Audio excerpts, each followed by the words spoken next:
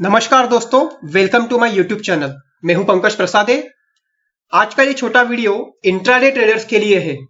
अगर आप actively day trading करते हो तो आपके लिए सबसे इंपॉर्टेंट चीज है टाइमिंग द ट्रेड्स।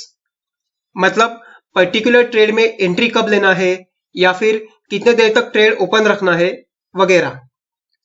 आप कोई भी ट्रेड सेटअप पकड़ लो, भले ही वो ब्रेकआउट हो, मीन रिवर्जन हो, ट्रेंड फॉलोइंग हो, वो दिन के हर समय सिमिलर परफॉर्मेंस नहीं देगा। अगर आप ट्रेडिंग जर्नल मेंटेन करते हो then you can check it. मैं उसकी आपको एक वजह भी बताऊंगा। हम पहले एक सिंपल डेटा लिखते हैं। तो मैंने क्या किया है, निफ्टी और बैंक निफ्टी का अराउंड 500 ट्रेडिंग डेज का इंट्राडे का डेटा निकाला।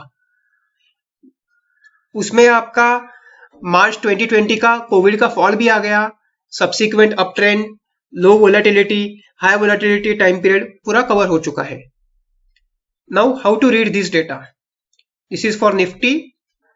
मैंने दिन को अलग अलग टाइम स्लॉट में डिवाइड किया।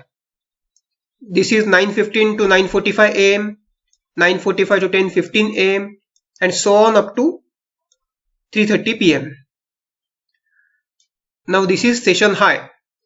इसका मतलब क्या हुआ, between 9:15 and 9:45 31% of the days session high बना था और वही सेशन हाई उस दिन का हाई भी था।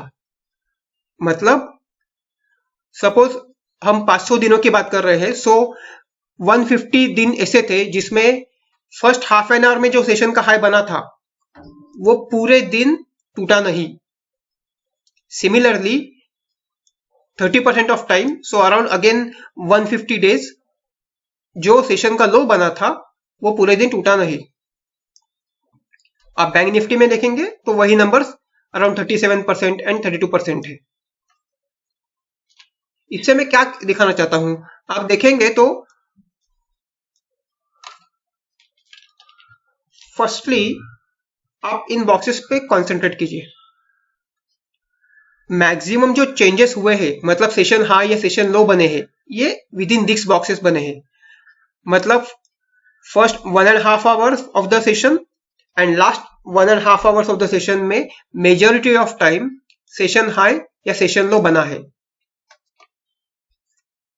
2 महीने डेटा 500 दिनों का लिया है। अगर आप उसको 1000, 2000, 5000 ट्रेडिंग डेज का भी लेंगे तो भी नंबर कुछ सिमिलर ही रहेंगे। थोड़ा बहुत आगे पीछे हो सकता है, but the concept remains same. आपके सेशन हाई या लो ज्यादातर initial part of the session में बनते हैं या फिर एंड में बनते हैं। मिड सेशन में उतना नहीं बनते। Now let us see another data. वही 500 ट्रेडिंग डेज के डेटा को मैंने क्या किया है, हर एक मिनट का रेंज निकाला। So what is high low range for Nifty and bank Nifty, और उस रेंज का मैंने इन ट्रेडिंग डेज का एवरेज निकाला है। अब उसमें आप देखेंगे तो ये टाइम वाइज प्लॉट किया है। एक्स एक्सिस पे आपको टाइम देखेगा फ्रॉम 9:16 AM टिल 3:30। इसमें मैंने 9:15 का कैंडल बार निकाल दिया है क्योंकि काफी बार आपका फ्रीक हाई या फ्रीक लो बन जाता है, तो it does not give true picture. Anyway अगर आप डे ट्रेडर हो तो 9:15 को एग्जैक्टली एंट्री या एग्जिट करना भी मुश्किल होता है। सो ये डेटा भी आपको क्या बता रहा है, मैंने ये सेशंस को 3 हिस्सों में डिवाइड किया है। रेड इज इनिशियल सेशन, मतलब आपका यहाँ पे वोलेटिलिटी काफी अच्छा है, रेंज भी काफी अच्छा है, वो कम होते जाता है। Same goes for Nifty and bank Nifty. बीच में आपका बड़ा पीरियड है, वो है मिड सेशन, जिसमें आपका रेंज सबसे कम है for entire session. And again after 1:30 this green box, जहां पे आपका रेंज फिर से बढ़ जाता है। इसमें आप देखेंगे तो ग्रीन बॉक्स अराउंड 1:30 मैंने क्यों लिया है, because around that time Europe markets open होते हैं और यूरोप मार्केट ओपन होने के बाद एफआईआईस और डीआईएस के मेजर ऑर्डर्स पंचिंग भी जनरली सेकेंड हाफ में होते हैं। तो इसीलिए आप देखेंगे तो ये बड़े बड़े स्पाइक्स आपको सेकेंड हाफ में ज्यादा दिखेंगे। Now let us see how can we use this information, और ये इंफॉर्मेशन अलग अलग ट्रेडर्स को कैसे हेल्प करेगा। Let us talk about early session, that is 9:15 to 10:45 AM। अब ये 10:45 तो मैंने because I have considered first half an hour के 3 candles, so it comes to 10:45। इसके आप 11 o'clock भी ले सकते हैं, 10:50 भी ले सकते हैं, या 11:10 भी ले सकते हैं, that is not significant. So early session किसके लिए बेनिफिशियल है? फर्स्टली मोमेंटम ट्रेडर्स के लिए। आपने देखा कि दिन में काफी बार सेशन हाई या सेशन लो फर्स्ट 1.5 घंटे में बन जाते हैं। अगर आप मोमेंटम ट्रेडर हो तो आपको मोमेंटम राइड करना इस टाइम पीरियड में आसानी होगी। सो आप अगर दोनों साइड ट्रेड कर सकते हो तो अप ट्रेंड में आप बाय और सेल भी कर सकते हैं, या डाउन ट्रेंड में शॉर्ट करके कवर भी कर सकते हैं। So this period is golden period for momentum traders जो इंट्राडे ट्रेड करते हैं। Second, for scalpers. स्कैल्पर्स मतलब वो ट्रेडर्स जो 10, 15, 20 या 50 पॉइंट्स के लिए सिर्फ ट्रेड करते हैं, तो उनके ट्रेड छोटे छोटे होते हैं और उनका ट्रेड का फ्रीक्वेंसी थोड़ा ज्यादा होता है। सो वो लोग बाय सेल या रेजिस्टेंस पे सेल, अगेन लोअर लेवल पे कवर, ऐसा करेंगे। Now this phase is extremely important for option buyers. क्यों?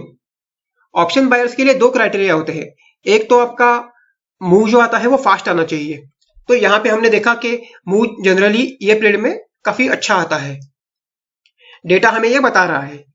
लेकिन दूसरी इक्वली इंपॉर्टेंट चीज ये है कि थीटा डीके ऑप्शन बायर्स को वो काफी इंपैक्ट करता है।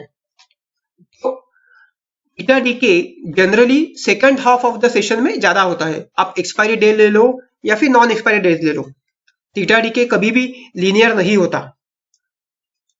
वो ऐसे जैसे जैसे दिन प्रोग्रेस होता है वैसे वैसे वो इंटेंसिफाई होता है और सेकेंड हाफ में वो बढ़ता है। इसीलिए initial part of the session में ऑप्शन बायर्स को एडवांटेज होता है।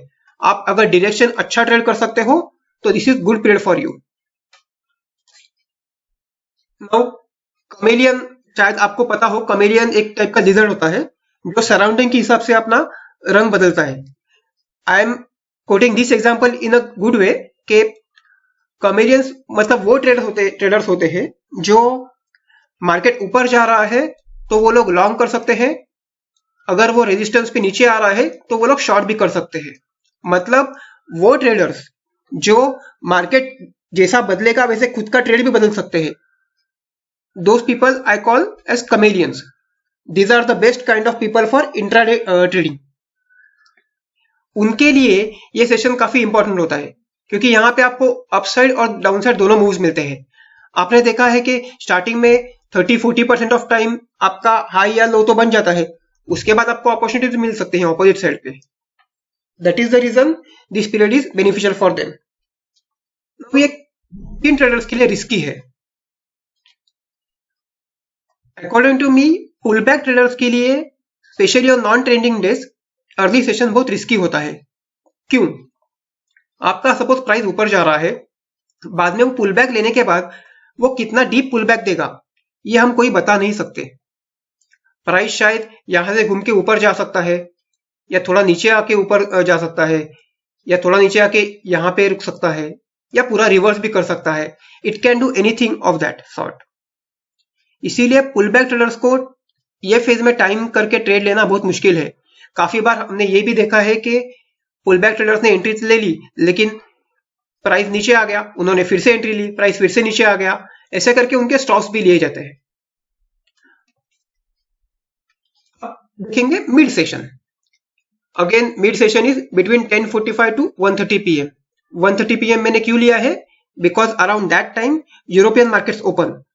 यूरोपियन मार्केट्स ओपन होने के बाद थोड़ा बहुत डेटा में वोलेटिलिटी बढ़ती है। सो ये किनके लिए बेनिफिशियल है? फर्स्ट ऑफ ऑल ये जो मीन रिवर्जन ट्रेडर्स है उनके लिए बेनिफिशियल है।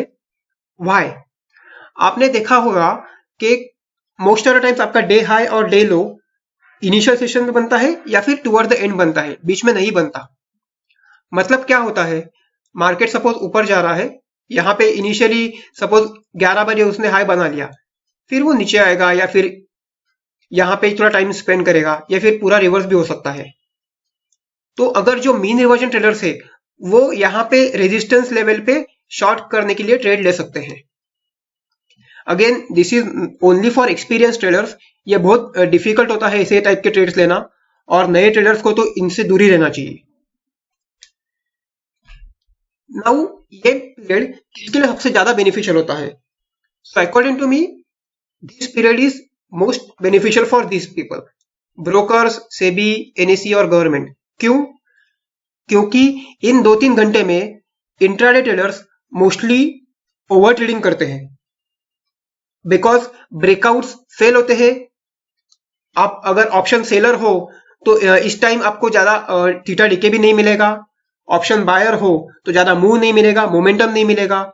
तो ट्रेडर्स जो अपना लॉस हुआ है वो रिकवर करने के लिए रिवेंज ट्रेड करते हैं, ओवर ट्रेडिंग करते हैं। Because of that traders net इतना पैसा नहीं बना पाते, लेकिन इनको brokerage, STT and SEBI charges and etcetera से एजेंसीज को पैसा मिलता है। So, according to me, this mid session is risky for most of the traders and scalpers. जितना हो सके आपको इस फेज में ट्रेडिंग अवॉइड करना चाहिए। This is my personal opinion, और specially on non event days. मैं अब उस दिन की बात नहीं कर रहा कि सपोज आरबीआई पॉलिसी है, या फिर कोई इलेक्शन का रिजल्ट है, या किसी का क्वार्टरली रिजल्ट आ रहा है। उन दिनों बात अलग है, तब आप जब भी न्यूज आए उसके बाद ट्रेड कर सकते हैं।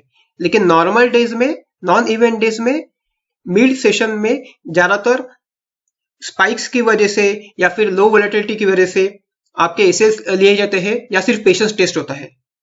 पैसे बनने का चांस बहुत कम होता है। सो आप इसको अवॉइड करेंगे तो बेटर है।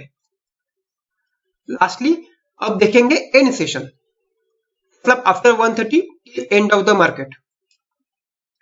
ये किसके लिए बेनिफिशियल है? For trend followers. क्यों? आपने सुना होगा कि जनरली कोई भी ट्रेंडिंग डे हो तो उसका जो क्लोज होता है वो ऑपोजिट साइड पे होता है। मतलब क्या? सपोज मार्केट यहाँ पे कल क्लोज हुआ था, आज यहाँ पे ओपन हुआ।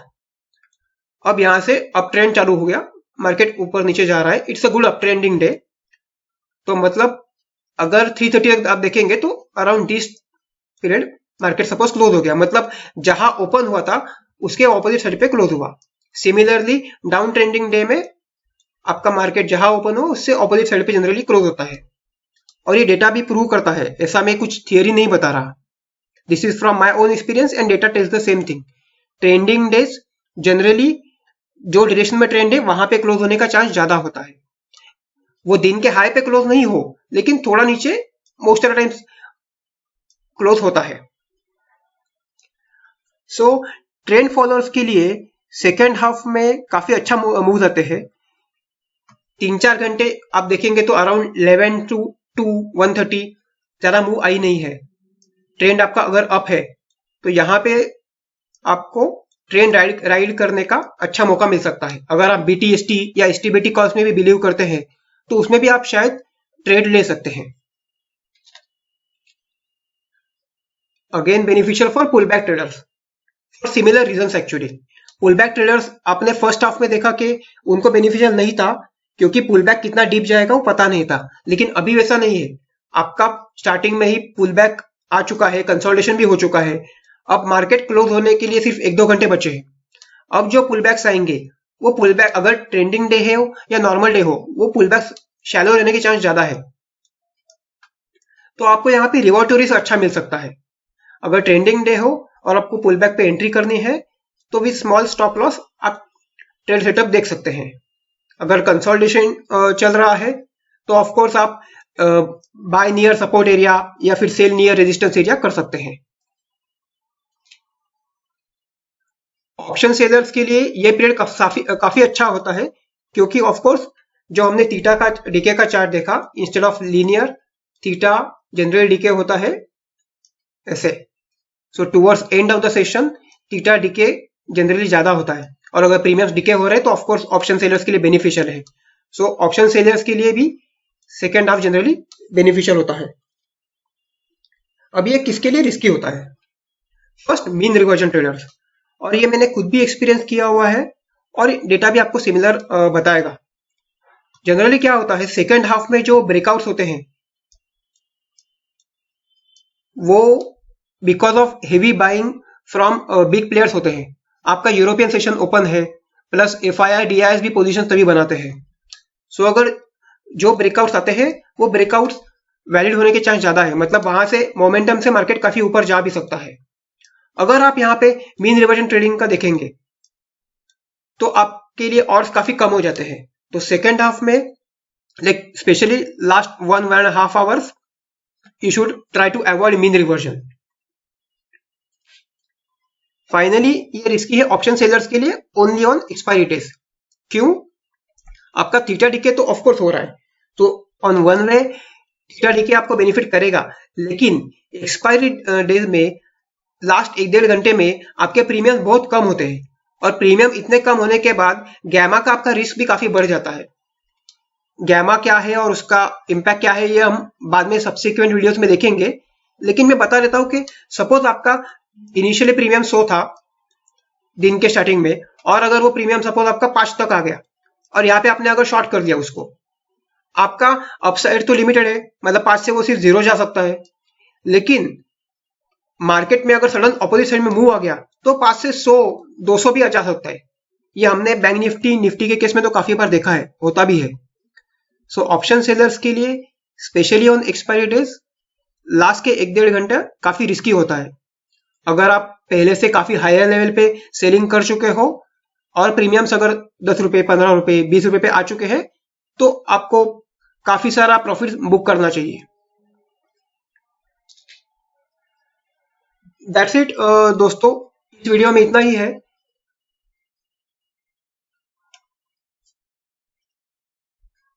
इस वीडियो को देखने के लिए धन्यवाद, और नीचे कमेंट सेक्शन में आपके क्वेश्चंस या फीडबैक जरूर दीजिएगा। See you till next time, take care.